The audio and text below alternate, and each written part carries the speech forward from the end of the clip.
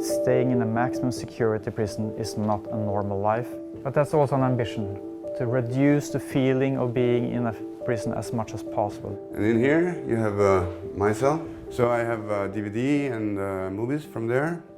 The basic question that we ask ourselves in Norway, what kind of neighbor do we really want? Because they could move into my neighborhood and they could move into your neighborhood. So I think this is an important question to ask ourselves, really.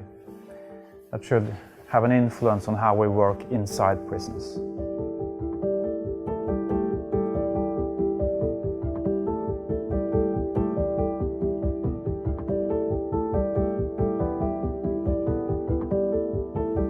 It's not for the prison to judge or to punish.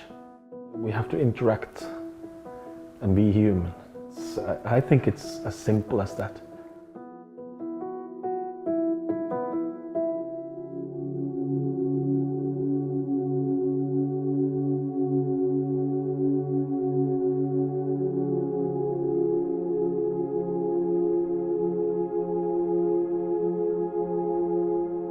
The most important thing is how we treat people.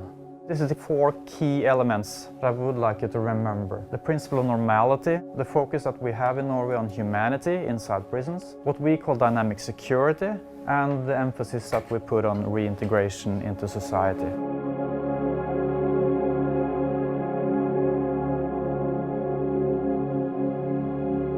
I would say the main goal of the trip is for inspiration to go bold back in the United States.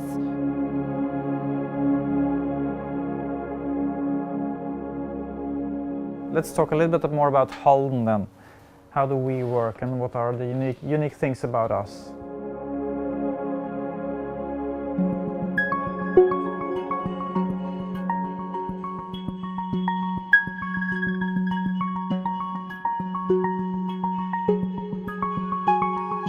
And in here you have my cell, so I have DVD and movies from there. Here we have a real toilet with a shower and everything. You know, you can see everybody have their key, so they can open or close the doors whenever they want. Even though it's nice here, it's still not a summer camp. But I would like you to, look beyond the facilities. It's not the most important thing. So this is the cell. Every cell is similar. And here we have the kitchen, where I used to prepare the food. You can see here is inside here. That's a really important principle in Norway, which talks about that taking someone's liberty away and taking them away from their family, away from their community, that in of itself is the punishment. So life inside prisons should look as normal to life in the community as possible. And in here, you have this washing room. You can wash the clothes and dry it. Staying in a maximum security prison is not a normal life. And I noticed you're just wearing normal clothes. Yeah. That's allowed. You can wear whatever you want. But that's also an ambition, to reduce the feeling of being in a prison as much as possible. That's the normality principle. How you can normalize the correctional setting for individuals to transition out. Bigger challenge in our system, but definitely something to think about. The commissary, the stores, where an individual actually gets to go to a real store and pick out commissary items. I think that's a good adds to the normalization. We think this is the most important part. Dynamic security sounds like a very fancy thing, but it's really just having a normal interpersonal relations between the officers, or all staff really, and the inmates.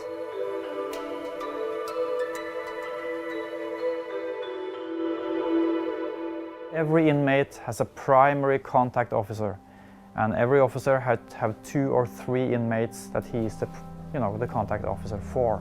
That was the ambition, from guard to also be a social worker.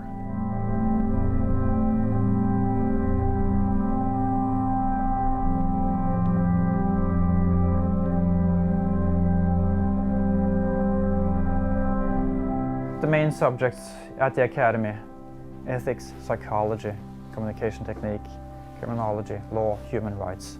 Of course, they do learn self-defense, they do learn extraction techniques, they do learn to work as a team, but that's not, that's not the major components. It's about how do you treat people respectfully. My family always think that I just play games, because that's why I like very much to play games. So I often play cards and stuff with inmates.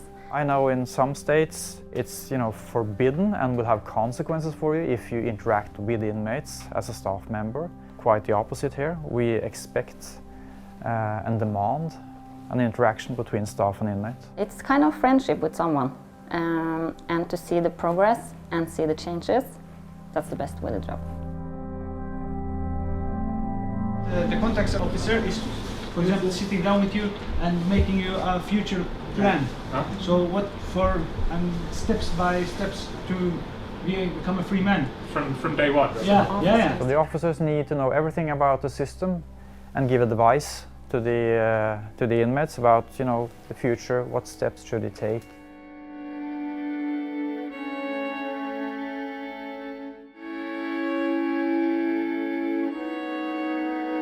Photos of my daughter, big love of my life. I've been here for 1.5 years, but I was transferred from a prison in Brazil. You can compare that to come from hell to heaven. So it's a big difference. The guards, first of all. In Brazil, the guards are more you feel bad and weakness, the more they feel good. Here you have the guards, they was very kind to me when I came. They are still very kind. We can speak, they treat me as a human being. In Brazil you get treated like an animal.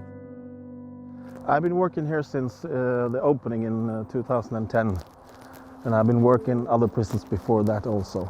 It's not for the prison to judge or to punish, because the police catch the guy, goes to the court, and it gets a sentence perhaps, and then it comes to prison with that. We have to interact and be human. I think it's as simple as that. It really is, because we can create walls between us, but that doesn't help anything. We have to communicate, we have to interact. Without approaching people with respect and dignity, it's impossible to sit down the next day and talk about his future, because he will not have any trust in you. So in order to work well with reintegration and future planning, etc., there has to be a foundation there of trust between the staff and the inmates. I've visited a lot of prisons in the United States as well, and somehow I don't have the same kind of feeling of relief of getting out of an impressive environment that I've experienced coming out of those prisons. Mm-hmm. I think that says something about how different the environment is here. I think I have big opportunities here to prepare myself for the life after prison. I thought there is still hope, there is still opportunities, to get a good life after getting out. So, yeah.